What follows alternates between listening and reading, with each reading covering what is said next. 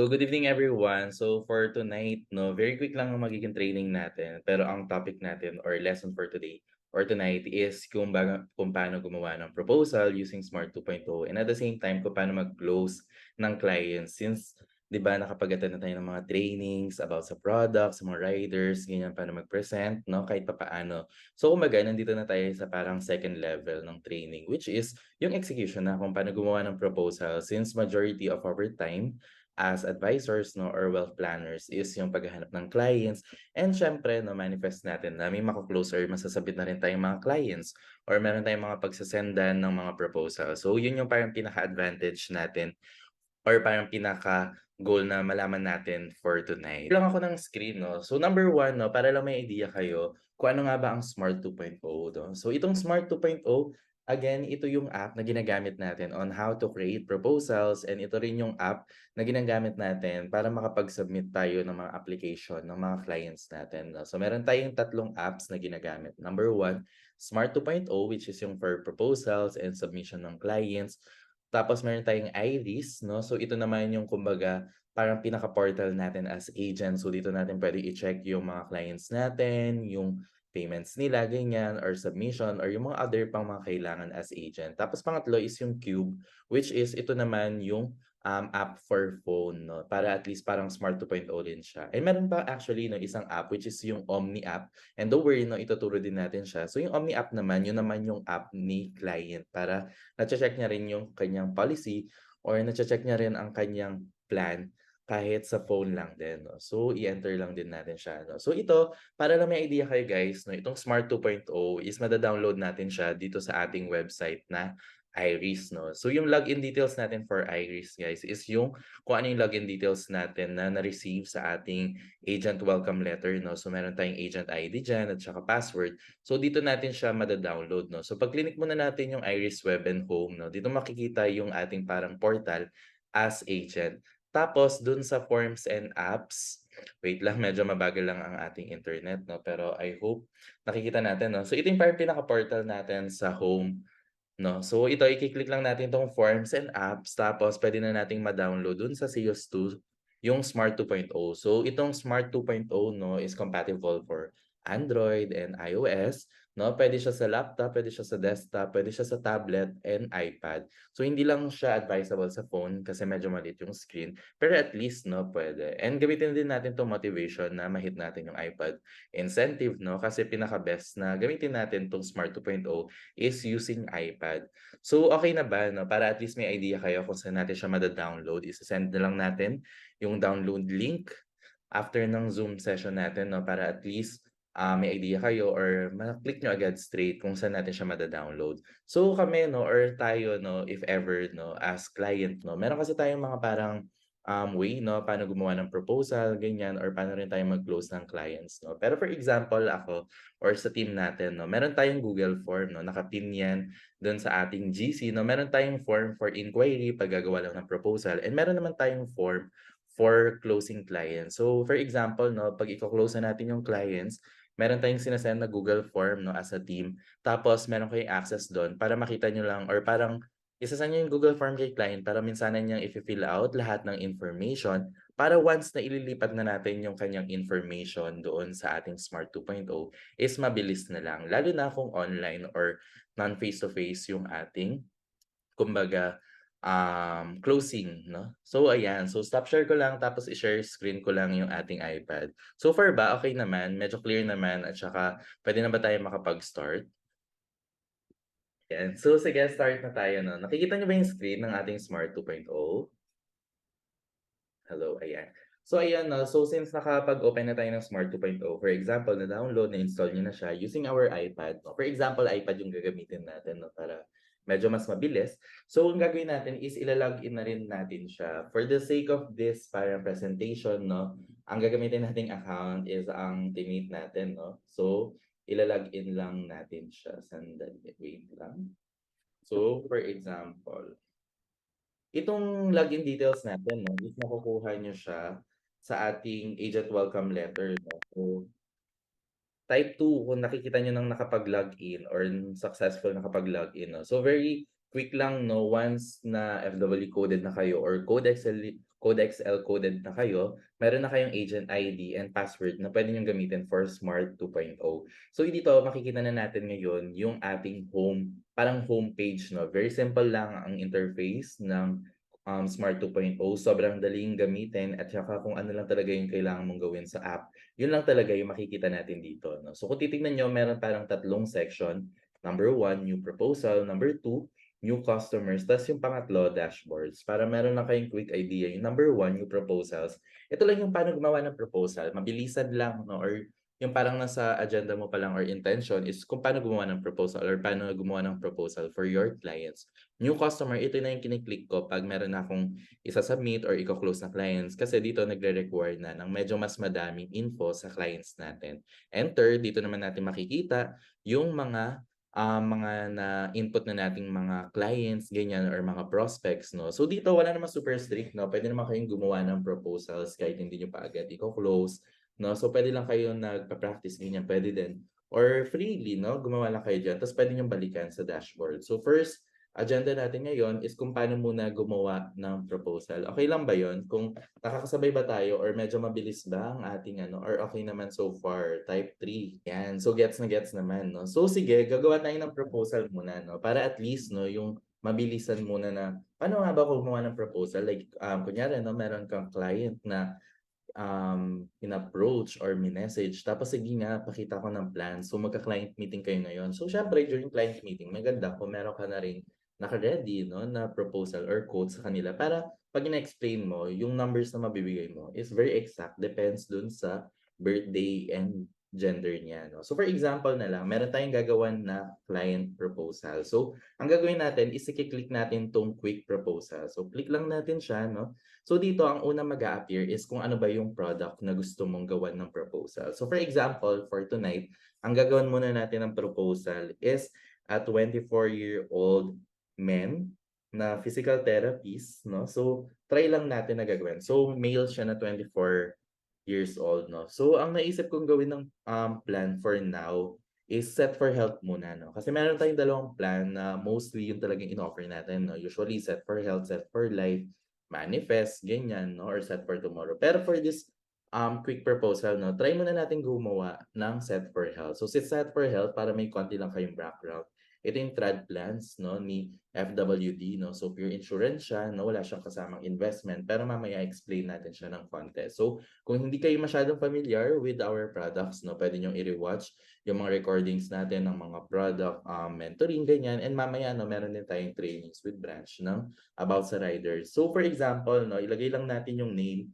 ni client or ni prospect na gusto nating gawan ng proposal. For example, yan, first name. Itong middle name, hindi naman required na ilagay nyo agad, no?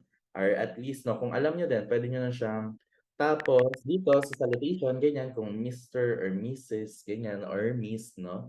Tapos, date of birth, ito, very important, no, na very accurate yung malagay nating birthday. Para at least, very accurate din yung ating proposal. Kasi kung mapapansin nyo, guys, dito sa FWD, no, yung mga quote natin or yung mga premium prices natin is hindi siya nasa saktong 2,000, 2,500, ganyan, or 3,000, no? Minsan may butal talaga siya like mga 2,437.40 ganyan. Kasi nga depende talaga siya do sa birthday and gender ng ating client. So, for example, na kung titingnan nyo, ang parang pinakakailangan lang naman nating malaman is ano yung birthday. So, since nalagay na natin siya, 24 years old, so okay na, no? So, click na natin yung Save and Generate Plan. So, kung dito titingnan nyo, si Set for Health, so trad plans lang siya. Very easy lang, no? Wala naman kasi itong mga additional riders or benefits. So, pwede na tayo mag-customize ng plan. So, ako, ang ine-edit ko lang dito is yung first four na box or input box, no? So, click na natin, no? First is yung sum assured or yung parang pinaka death benefit natin, no? So, ako personally, either 500 or 1M, ganyan yung preferred ko. Pero for the sake of this kumbaga mentoring, no, 1 million na lang ilagay natin para at least, no, match for his age na 24 years old. So yan, 1 million, first yun pa lang yung na-edit natin. Pangalawa naman, check lang natin kung regular pay plans yan, no? So regular pay plans yan. Tapos regular payment term, merong option na 5, 10, or 20 years. Pero trad plan to, guys, no? So syempre, longer yung premium duration natin, mas mababa yung ating magiging premium monthly. So ako, since bata pa naman yung ginagawa natin ng proposal, which is 24 years old, pwede i-click natin na 20 years, no? Pero for example, ako personally, no, pag gumagawa ko ng Set for Health, dalawang type. Pwedeng isang 20 years to pay, tas 1M yung sum assured, or 10 years to pay, tapos 500K, no? So, depende si client. Kung pandagdag lang ng policy, pwede yung 500K, tapos 10 years.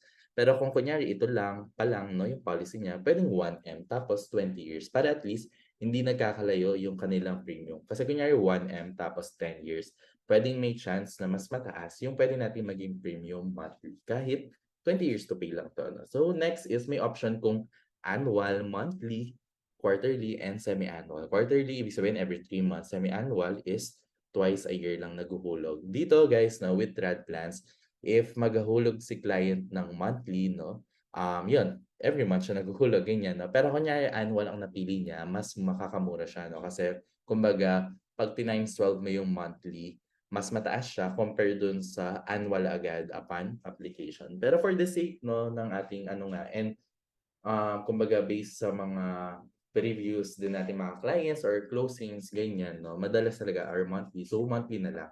So, kung titingnan nyo, ang mga inedit lang natin is yung first four, actually yung first three lang, no? Sum assured, payment mode, kung monthly ba yan, and kung ilang years huhulugan. So, for 24 years old na male, ito ang kanyang premium. Guys, super mura, 2,555 monthly for the span of 20 years lang, pero insured na siya all throughout until 75. Para may idea kayo guys kung ano ba yung coverage nito, so kiklik lang natin yung documents. Ang inedit lang natin, tatlo, no? In-input lang natin yung details niya, tapos inedit lang or kinostomize natin yung coverage for Setful Health since trad lang to. Tapos ngayon guys, compared to previous na parang process natin na tayo pa yung nag-edit or gumagawa ng proposal, ito, once na-clinic mo yung share all documents, automatic, pwede mo nang i-send kay client yung ating proposal. So, dito naka-layout na siya kung ano yung coverage na nandun, yung mga terms, no, kung ilang years babayaran, ganyan. At maganda yung pagkaka-layout niya, no, hindi ko lang siya maano sa inyo. So, pwede for example, no, ang client, lagay ko na lang yung video ko, no, para at so, real time, once na ma-click mo na ang send, mare-receive agad yan ni client. So, pwede niyong gawin, no? Client, na-send ko na sa email yung proposal. Check mo na lang, tapos explain ko na lang ng mas detailed sa Zoom meeting natin mamaya. Ganyan, di ba? So, ayun, di ba? Parang kung titingnan nyo guys, wala namang 5 minutes makagawa ng proposal. And lahat, no? Pati yung mismong format, ayan, para makita nyo kung ano yung itsura. Ayan. So, meron tayong product brochure. Tapos, yung sa mismong 'di ba? So, yan yung mare-receive ni client. So, meron din yung mismong quote, which is yung isang file. Try natin siyang i-open kung kinakaya po ng ating ano, internet, no? Pero yun, ito yung pinaka-mare-receive ni client, no? Yung parang pinaka-proposal. Nandyan yung birthday niya, yung age, and yung name, no? Para at least very personalized. And titingnan nyo guys, very ano, updated ang layout ni FWD. Imagine kung kayo hindi super creative na mag-edit-edit ng ganito. Isa-send nyo na to kay client, super ganda, parang very professional. At nakalagay na lahat dyan ang kailangan niyang malaman, including yung kanyang coverages, no? So kung dito makikita niyo guys, no, para lang may idea kayo sa plan na nagawa natin. For 24 years old, 2,555 monthly siya. Tapos may 1M siya na death benefit, 1M major critical illness na pwede mag-claim up to 3 times. May minor critical illness na 20% which is 200,000. Tapos money return if hindi niya magamit ang kanyang plan at age 75. So, walang tapon yung plan na to. Kasi kung magamit niya man, makukuha niya yung 1M, pwede pa up to 3 times claim ng major critical illness. Kung hindi niya naman magamit, para na rin siya nag-save, no? Kasi mababalik naman lahat ng nahulog niya. Imagine, parang kung meron siyang money na hindi naman nagagamit regularly, no? Why not ilagay niyo na lang dito para nagsisave na rin siya. And at the same time, merong, or kumbaga, nabibigyan natin ng mas mataas na value yung pera na natatabi niya monthly. So ayan 'no, so once na nakaano ka na, so pwede natin siya i-back 'no, na-send mo na kay client. So yun, tapos na tayong gumawa ng proposal for Set for Health. So pwede mo lang siyang i-save quick. So lilitaw na siya doon sa dashboard. So ayun, nakapag-send na tayo ng proposal 'no. So ayan, may questions ba kayo sa paggawa ng proposal? 'Di ba super bilis lang? Parang kung aanuhin niyo kahit may 10 kayong gagawa ng proposal, super bilis lang. Hindi niyo na kailangang mag-input ng sobrang kumpletong information para makagawa ng proposal. Pero para naman may idea kayo, paano naman gumawa ng proposal if ever na Set for Life or VUL, siyempre meron lang siyang additional steps kung sakali man na may kasamang additional na riders or investment, no? So, same procedure, no? Click lang ulit natin ang quick proposal. So, okay lang ba mag-type ng 1 kung okay pa rin ang ating internet? Ayan, so okay naman 'no. So dito guys, dito sa taas makikita natin 'no, yung mga puwede nating i-offer 'no, ng mga VL options. So puwedeng set for life, manifest, pero 'yun ang gawin na lang natin 'no, since 24 years old si client. So set for life na lang yung i-click natin 'no. So para may idea kayo, set for life is a VUL product of the FWD, so investment with insurance siya. So again, maulitin lang natin yung ginawa natin kanina. Tas ayan, kung mister, nilagay mo na yung mister, automatic maki-click na yung mail doon. Tapos input lang ulit natin yung kanyang birthday. Ayan. So 24 years old, double check niyo na lang 'no. If ever naman merong nagtanong, what if naman po ang client ko is a parent tapos ang insured is minor 'no? So puwede rin po tayo nun 'no, kasi guys, hindi puwedeng ang owner ng policy is yung minor or yung anak 'no. Kailangan dalawa kasi yung parang key person sa isang plan. Meron yung policy owner and policy insured. So si policy owner siya yung may-ari ng policy, yung insured kung sino yung insured or kung sino yung makakapag-enjoy ng mga benefits ng plan.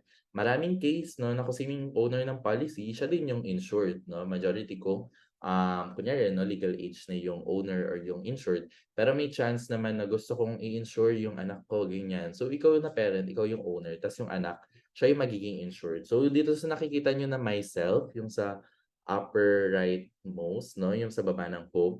So 'pag clinic niyo yan, myself, ibig sabihin yung policy owner, siya din yung insured. Pero if ever na iba yung insured like anak ganyan, click niyo yung others para madadagdagan ng additional section sa baba na dun niyo input yung details ng anak or nung, kumbaga insured na different person. So, if gets na yun 'no, click na natin yung save and general. So, dito same interface lang 'no, again. Pero kung titingnan niyo 'pag ini-scroll lang natin sa baba, meron diyang add fans at saka riders. Ang riders 'no, attend tayo mamaya sa training, riders are additional benefits. So kung sa Set for Health kanina, kung ano lang talaga yung parang pinaka main coverages ng Set for Health, yun lang talaga. Pero dito may opportunity tayo na makapag-customize ng plan 'no. Again, puwede niyong i-rewatch yung mga trainings natin for products para mas ma-appreciate niyo din kung ano ba yung set for life na ginagawa natin 'no. So dito, start na tayo 'no. Again, same lang naman yung edit natin, yung first 4. So number 1 si sum assured. So since 24 years old siya 'no, puwede gawin natin, lagay natin 1.5 million or 2 million puwede 'no. Try natin 'no kung magkano lang siya. So 2 million na sum assured or death benefit. Again, with set for life, hindi naman ibabawas yung mga critical illness, claim sa sum assured. So ito na yung solid na mare-receive ng beneficiary if mawala man sa picture si insured or si policy owner. So si annual premium, ako ginagawa ko para makita ko talaga kung magkano ang pinaka-minimum na annual premium 'no or monthly premium ni client based sa gagawin kong mga or i-a-add kong mga riders. Nilalagay ko dito is max na 20,000 muna. Kasi may chance guys 'no, na 'pag nilagay mo dito is 30,000 or 40,000, puwedeng i-a-adjust niya na yun, yung premium parang medyo tataasan niya na rin. Though mapupunta naman sa investment 'no, yung ating additional premium. Pero ito nilalagay ko lang yung 20,000 para at least yung parang makita lang natin kung ano yung parang pinaka-minimum na premium based nga sa ilalagay nating mga riders. So pangatlo, payment mode. So again, monthly na lang yung i-click natin 'no. Premium payment term. So si Set for Life may option siya 'no na 5 years, 7 years, 10 years. Pero ang pinaka-affordable talaga is yung regular pay plan which is yung hanggang mag-mature. So i-click natin yung pay to age 100. So regular pay plan 'to na yung ginagawa natin na VUL plan. So kung titingnan niyo ang inedit pa lang natin is 1, 2, 3, 4. So scroll naman natin sa baba, mag-add na tayo ng riders. So isa sa pinaka-strength ng plan na 'to is puwede mo talagang i-customize yung plan based sa needs and priorities ni client. So for example, first plan pa lang 'to ni client. So mas maganda 'no, na medyo mas comprehensive yung malagay natin na coverage. So puwede 'no, dito makikita niyo lahat ng mga coverages natin, ng mga riders natin na matututunan niyo if i-rewatch niyo yung riders training natin. Pero for the sake of this training 'no, ang ilalagay natin muna is number 1, Health Pro Lite. Itong Health Pro Lite guys is critical illness claim 'no, na meron din siyang minor and one-time claim lang siya na hindi siya 3 times. So yun ang difference niya with Set for Health. Kung gusto ni client na 3 times siya makapag-claim ng critical illness ta's may additional pa na parang kumbaga death benefit if due to critical illness, puwede niyong i-click yung Health Pro. Pero of course, siyempre mas mataas ng konti yung kanyang parang rider charge. So dito lang tayo sa Lite. So kumbaga sa Facebook Lite, 'di ba, FB Lite, ganyan, parang mas mura siya. Safety Pro, yan naman ang accident death. Siyempre sa umpisa guys, hindi pa kayo super familiar. Ano ba 'to Safety Pro? Pero yun nga, once na nakakapagawa na kayo ng proposal, Safety Pro is accident death. Additional benefit na mare-receive if due to accident yung cause of death. Recovery Pro, add din tayo niyan. Yan naman ang hospital reimbursement if ma-confine si client at kasama na rin diyan yung ICU. So add rider tayo dito. So dito, once na add natin yung mga rider, i-adjust na natin yung amount coverages. So for Health Pro Lite, ako ginagawa ko na lang until age 60 na lang para at least until age 60, ganyan, covered sila dito sa critical illness. Tapos try natin na 1 million yung kanyang critical illness. Ayan. So kung titingnan niyo guys 'no, in-edit ko muna lahat, hindi ko na muna yung calculate para at least ma-finalize. Safety Pro automatic na 'yan 'no, na age 75. Though puwede mong itaas to 1M yung Safety Pro, pero lagay na lang natin 500 kasi additional death benefit lang naman 'yan. Recovery Pro naman, ito naman yung hospital reimbursement. So minimum of 3 days 'no, para makapag-claim ng hospital confinement reimbursement 'no. So lagay natin 'yan 'no, may option 1,500, 2,000. So sige, try na natin 2,000 no, para lang may idea tayo. Besides, super mura lang ng premium ni FWD given with this coverages 'no. So, for this plan 'no, titignan niyo 2 million death benefit, 1 million critical illness, 200,000 minor, plus 500,000 accident death, plus 2,000 na hospital confinement reimbursement, plus 4,000 ICU. So, nakalagay recovery instead ng hospital kasi kasama na rin diyan yung ICU. So, times 2, 4,000 per day. So, grabe guys, kumbaga sa Itbulaga, 'di ba, yung mga Pahanabishi, 'di ba, sobrang siksik. So, dito na natin malalaman magkano nga ba ang premium ng ating client for 24 years old male, tapos ganito yung coverage na ginawa natin. So, ang gagawin lang natin guys is click lang yung calculate. Once you click the calculate, makikita mo, guys, magkano lang ang premium? 2,461.09 monthly, 'di ba?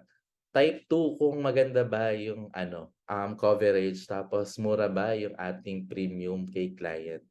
Guys, 'pag prinesent mo 'to sa client niyo, manginginig na sila tapos saan ba pipirma, 'di ba? So, pero 'yun 'no, kaya kung titingnan niyo mura yung ating premium kasi very important guys yung factor na minimum yung nilagay natin for annual premium. So, itong annual premium na 20,000 na nilagay natin is for basis lang. So, hindi siya yung pinaka-annual premium talaga na huhulugan ni client 'no. Ang susundan natin is kung ano yung lumitaw dun sa total premium na monthly times 12 'no. Pero 'yun, for example, yung kung nagkamali kayo or kunyari gusto niyong i-adjust yung ating premium or yung monthly premium natin and gusto niyo madagdag na lang sa investment yung ihulog ni client na instead na 2,400 plus yung premium niya, gusto niyo i-adjust, gawin natin na 25,000 yung annual na basis 'no. So 'pag tinataas niyo kasi 'to guys, may chance na mas tataas yung monthly premium. So may factor na puwedeng para at least mas madagdagan yung investment ni client 'no. Besides kunyari may client kayo na okey naman na yung coverage niya, pero parang pang 3K kasi yung premium na hanap niya, eh. So puwedeng i-adjust niyo diyan or yun din 'no, kung naghahabol din kayo ng AP production and at the same time yung investment na ni client. So ito yung puwede niyong i-adjust. Kasi kunyari for example, ayaw mo ng dagdagan yung coverage niya kasi sobrang ganda na, eh, sobrang siksik na, kung ano yung kailangan niya nandiyan naman ang lahat. Tapos, why not na itaas mo na lang yung premium para maabot mo yung APE na goal mo and at the same time si client mas mataas din yung ma-allocate for investment in the future. So for example, 27,000 ganyan. Siyempre the more na inaano mo, kunyari yan 3,044. 'di ba? So, okey pa rin siya 'no, pero let's just say na lang na i-ano lang natin siya to ganyan or yung minimum na lang 'no, para at least 'no, mas clear sa lahat. So, lagay na lang natin 20,000. So, ayan. So, for example guys, tapos na tayo, na-finalize na natin na, okey ito na yung premium na gusto ko and coverage for my client 'no. So, ang gagawin na natin is para ma-send natin yung documents or yung final proposal is click lang natin 'tong nakikita niyong RPQ or basically lahat ng required na kailangan 'no is ma-ano natin siya. So, itong part na 'to guys, ito yung parang financial profile or parang investment risk appetite assessment for clients para malaman kung anong type of investor ba siya, like ano ba siya, conservative or aggressive. Pero yun 'no, depende kasi siya dun sa funds na paglalagyan natin. Pero usually kasi 'no, or ako personally 'no, ina-allot ko yung or ina-allocate ko yung investment ng mga clients ko 'no, dun sa equity natin and equity index. So yun, since stocks yun, medyo nire-require na semi-aggressive si client 'no. So ako nilalagay ko na lang or mina-max out ko na lang guys 'no. So again, wala naman 'tong effect sa premium 'no and approval ng kanyang policy. So wala naman masyadong super strict and besides gumagawa pa lang tayo ng proposal. So okey pa 'yan 'no. So kung titingnan niyo guys, scroll lang tapos 'yun 'no, kung may time kayong basahin mas maganda din. Tapos 'yan, once na nakaano na 'yan, add funds na kayo. So dun sa module 4 natin sa Rocket Academy, dun niyo matututunan kung ano ba yung mga funds natin 'no, para in the future mas ma-explain or mas magkaroon din kayo ng sariling decision kung saan yung gustong i-allot yung funds ni client 'no. Pero for the sake of this training, ilalagay na lang natin siya sa equity index and equity fund. So equity 'no, is sa stocks din 'yan 'no, stock market. Ang pinagkaiba lang ng index sa may walang index is magkaiba lang sila ng fund manager. So si index, si mismong FWD Life yung nagma-manage. So once nakapili na kayo, click niyo lang kung ilang percent yung i-allocate nyo per fund. So, lagay na lang natin 50%. So, yun 'no, kung titignan niyo lang 'no, compared to Set for Health, since ito may rider siya in investment, yun lang naman. Pero kung titignan niyo 'di ba, very simple lang 'di ba? So, type 3 kung gets naman or may questions. Guys, if may questions kayo 'no, ito yung perfect time talaga na makapagtanong para at least 'no, pati yung mga magre-rewatch ng ating Trading for Smart 2.0 is talaga mage-gets din nila kasi, kayo na yung mismong magtatanong. Pero okey ba, gets naman? I hope 'no, gets naman. So, puwede nating i-click itong sales illustration. So, dito makikita niyo lang din 'no, compared to Set for Health, meron lang mga additional pages dito na dito papakita yung kumbaga investment projection natin. Same lang 'no, yung coverages and all. And diyan 'no, makikita naman na nila kung ano ba yung ibig sabihin ng Health Pro Lite, Recovery Pro, and sobrang dali lang maintindihan. Meron nga 'no, mga client presentations na puwedeng ito lang yung pakita niyo 'no, lalo na kung super busy or yung mga ibang high net clients. Minsan ito lang talaga yung gusto nila 'no, no need for parang mga presentations and all. So back na natin siya, save quick SI, then 'yan done. Tapos na tayong gumawa ng proposal. So lahat ba kaya ng gumawa ng proposal once na nakapag-download na ng Smart 2.0? Type 2 kung kaya ng gumawa ng proposal. So, hindi tayo magpo-proceed hanggang yung hindi lahat ng 8 na participants natin is hindi nagki-click ng 2 para at least ma-make sure ko 'no, na lahat ng nandito ngayon are sure na naintindihan natin ang ating training before tayo mag-proceed dun sa next part, which is kung paano na mag-close ng clients. Ayan, si Mark ba, si Ma'am Syra, 'yan, sina ano, gets ba? Ayan, so sige 'no. So, for example, meron na tayong client tapos na tayong mag-present, tapos na tayong and all and gusto na natin siya i-close or i-submit na yung application. So, dito na tayo sa next part which is yung sa gitna, new customers, click natin siya.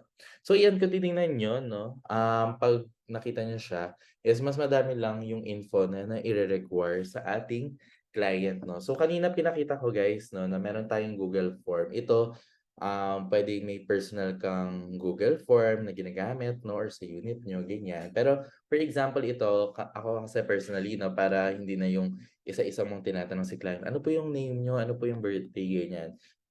Ko na lang 'to, nandito na lahat ng kailangan na info na need ko for closing dun sa app natin. Tapos minsan ako na lang siyang tinitignan 'no. So for example ito, separate client naman 'to 'no, iba 'to dun sa ginawa natin ng proposal kanina. For example ito, gusto na magpa-close 'no. So for example 'yan, kumpleto na yung info niya 'no, basahin natin, double check kung kumpleto before natin i-ano, para mamaya once na nag-i-input na tayo dito sa ating Smart 2.0 is tuloy-tuloy na siya. So sige, start na tayo 'no, para at least magkaroon lang kayo ng idea. 'Pag may tanong, chat tayo, So, ayan katulad ng kanina 'no, lagay lang natin yung info ng ating client na iko-close. So, for example 'no, 'yan. Tapos, 'yan. Tapos extension name, optional kung malalagyan 'no. Kung nilagay mo na ng misis, automatic female na yung lilitaw diyan. Tapos 'yan, ilagay lang natin yung kanyang birthday. So, puwedeng i-type, puwede rin yung i-click yung mismong ano, tapos lilitaw din yung age niya. Again, very important 'no, na ma-double check niyo yung mga info na 'to para at least wala tayong mali. So, maganda dito kasi guys is very ano siya, super daling gamitin kasi parang minsan nagsa-suggest na siya kung ano yung puwede mong isagot, kunyari kung Philippines ba 'yan, ganyan. So, since may 63 na, 'pag ilalagay niyo yung number, mobile number, start na agad dun sa 9. Huwag niyo na ilagay yung 0. So, for example, 965-094-127. Tapos email naman. So, bear with me 'no, kung medyo ano, pero sa umpisa lang naman guys 'no, once na nag-start na kayo is siyempre medyo nangangapa pa kayo kasi hindi pa kayo gano'n ka-familiar. Pero once nasasanay na kayo na nakakapaggawa ng proposal o nakakapag-submit, sobrang bilis na lang din 'to 'no. Ako, for example 'no, nung nag-umpisa ako naggawa nito or nag-close, parang inabot pa ako ng 30 minutes and more na maglagay. Pero ngayon 'no, kayang-kaya mo na ma-input lahat ng details ni client in just less than 10 minutes. So, basta may form 'no, para at least super bilis. So, ang next natin gagawin 'no, is once na nailagay na natin yung kanyang basic info, puwede na nating i-click yung F&A. So, ito parang assessment lang din ulit para ma-check kung si client ba siya din yung owner ng policy or an insured. So, what is your relationship to the insured? So, lagay natin myself. Tas ayan. Tas dito wala naman siya masyadong bearing, pero lagay natin savings and health protection. Tas ito ano daw yung personal gross annual income, lagyan na natin below. Tas yan, sabihin natin 10 to 14 or 15 to 19 para mas safe na lang, 10 to 14.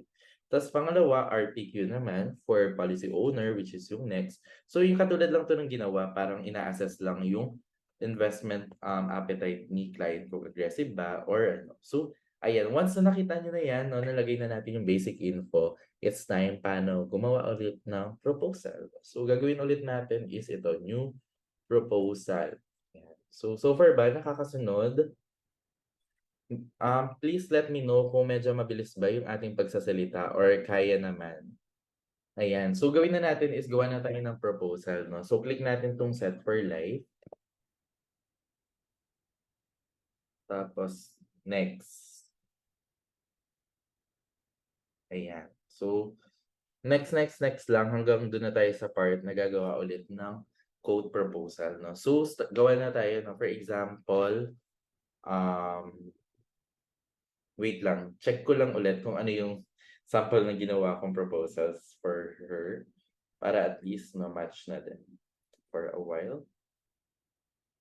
Ayan, for example na lang 'no, ito yung gawin natin since siyempre 'no, medyo mas late siya nakapag-start 'no, 42 years old. So siguro para hindi super taas din ang premium niya, ang gawin na lang natin is 1M for sum assured.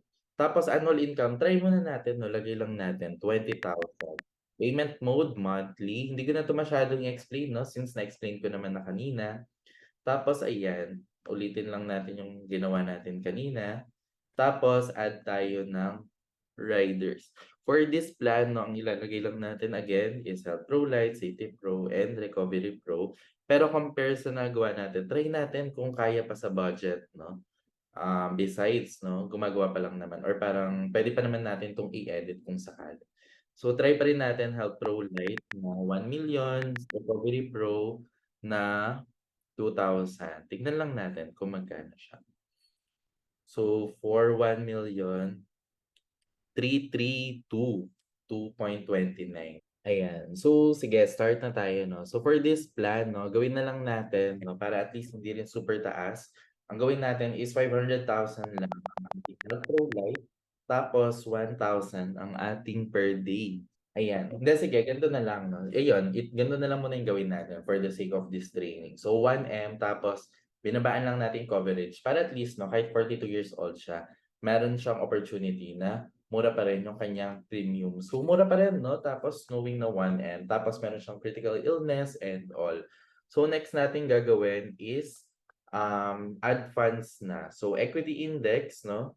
So, equity fund tapos allocation ulit na 50. Ayan. So, once na okay na yan, click lang natin yung documents.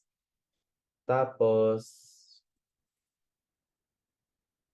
ayan. So, once okay na, kiklik lang natin yung start application na nakikita nyo dun sa baba. Wait lang. So, instead na client name, no, since ano pa lang naman to, sample lang. Ayan. So, click na natin yung start application. So, dito makikita nyo guys na acknowledgement of variability. So, click lang natin yan, accept. So, dito makikita na natin yung next step, no? So, makikita natin dito yung consent, application details, payment setup, upload documents, review signatures, and payment. So, makita nyo, no, 6 na step siya, pero super bilis lang yan. More on tick lang ng mga circle, box, ganyan, and all. So, ayan. So, sige, start na natin. Ayan. So, ayan. So, tama naman. So, ang gagawin lang natin diyan, 'no, so start muna natin sa consent. More on, yun nga, pag-consent sa ano, so do you own any insurance policy? Puwedeng yes or no, 'no? Lagyan na lang natin no. No. So, more likely na dapat as much as possible siguro mga no ang sagot natin dito para ma-make sure lang din na, qualified si client na makapag-start ng plan. Kasi 'pag binasa niyo din, 'no, do you own any insurance policy with any insurance company that has lapsed but can be reinstated? So, no na lang para sure kasi parang chine-check lang kung, um, kaya ba ni client na makapag-start or baka naman kumukuha lang siya ng plan kasi nag-lapse or meron siyang hindi kayang ma-afford na plan from others, ganyan. So, next lang. Tapos ayan, click, click, click lang, next. Hanggang kunyari ngayon, 'no, hanggang 'di naman tayo nagpe-pay, 'no, okey lang 'yan na mag-input tayo. Ngayon, dito na tayo sa policy owner details. So, start na natin. So, start. So, ayan, 'no, kung makikita niyo diyan, nandiyan lahat ng mga info na kakailanganin nating i-input, 'no. So, start na tayong mag-input. Okey lang ba kung ano, mag-input tayo? So, ayan. So, nationality, Filipino, country of birth, Philippines, tapos ang kanyang, city of birth. For example na lang, 'no, dito sa Angeles, Pampanga. Tapos SSS, teen or ano, so meron tayong ilalagay dito na, SSS for example, 'no. So input natin dito 00022 041 0205 0022 041 Tapos dito sa ID madami namang options, 'no, pero maganda yung malalagay niyo dito is kung ano yung mapa-provide na picture ni client kasi ire-require tayo ng front and back picture ng ID plus yung front picture ng ating bank card. So, let's just say na lang na ilalagay natin dito is SSS. So, ilagay lang ulit natin, 'no, kung meron siyang picture, 'no, ng SSS. Pero kunyari baka pink form yung ibigay niya, hindi puwede yun. So, hanap tayo ng ibang valid ID. Tas ayan, for example lang, so ngayon hindi ko kasi wala pa akong copy, 'no, ng ano ID niya. So, let's just say lang muna na 'yan. So ayan, scroll down lang tapos dito na tayo sa address. So, for our address naman, input lang natin, 'no? Tas province, ayan 'no, puwede niyo naman siyang i-type para mabilis niyo siyang makita. Tapos Angeles, tas dito 'pag clinic niyo yung Angeles kunyari kung anumang city, automatically lilitaw din yung postal 'no. So, dito naman kung may business address or wala, puwede na lang copy current. Tas dito makikita kung occupation, kung office ba siya, employee or any. Tas dito employer, ilagay niyo din 'no. So, since ang ano natin dito, ayan, so for example na lang 'no na ano, um ayan, I think dito siya sa independent service provider, kindergarten tutor. Tapos let's just say na lang 'no, ilagay lang natin yung kanyang income. Let's just say lang 'no, ilagay lang kung sakali magkano, yan. Tapos ayan, do you own? No lang yan. Tapos ayun, next na. So kung titingnan niyo super bilis lang dun sa part, actually ito lang naman yung part na medyo madaming tinatanong. So, hintayin lang natin na mag-load, next. So meron daw tayong hindi nasagot. So ito, sagutin natin siya. So, savings, tapos tinatanong lang kung ano daw yung purpose of insurance and ano yung source of fund. So, do you have any beneficial owner? So, ang sagot lang dito is no. Pero yun, ang ano lang naman dito is parang meron bang formal na magsusupply or magsosource ng pangbayad mo ng policy. So, ang lagi sagot na lang natin dito guys is no. Kasi pag nag-yes tayo dito is may additional requirements. So, for example, meron namang internal na agreement lang sa family na hindi yung magbabayad kasi yung mother ko, pero ako yung owner at saka insured. Internal na lang nila yun para hindi na additional requirements. Pero for the sake of ano, kung sino yung owner and insured, siya na rin yung magbahulog. So, next lang natin, will the premiums for this policy be paid for a person, entity other than the policy owner? No na lang. Tapos ayan, doon na tayo sa beneficiary. So, input lang natin yung details ng ating mga beneficiaries, no? So, pwede ka mag-add dito, no? Nakikita niyo yung options na add beneficiary, ganyan. And also, gagawin lang natin is add natin dyan. So, first example. So, wait na, check natin, no? So, for example, ganyan. Lagay natin husband. So, spouse, no? Kung lalaki siya. So, lagay natin, kung tama ba? Double check na lang. So, Leandro, Kiko. Tapos, i-complete na lang natin, no? Pero kailangan yung middle name kompleto din, no? Kung sakali man. Tapos, ayun, date of birth, no? Lagay na lang natin. So,